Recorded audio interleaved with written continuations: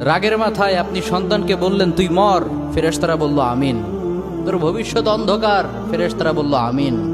রেগে মেগে আপনি আপনার মেয়েকে বললেন জীবনেও তোর কপালে স্বামীর ভাত জুটবে না, ফেরেশতারা আবারও বলল আমিন। আচ্ছা, আপনি না সেই ব্যক্তি যে তার নিজের জীবনের চাইতেও সন্তানকে বেশি ভালোবাসেন?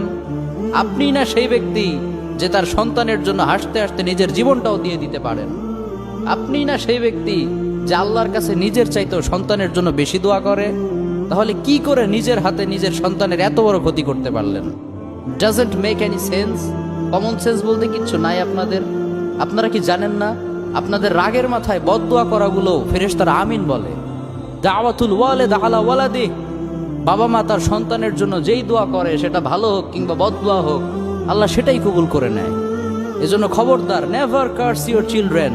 রাগের মাথায় কখনো সন্তানকে অভিশাপ করবেন না। খুব বেশি রাগ উঠে গেলে তার জন্য উল্টা ভালো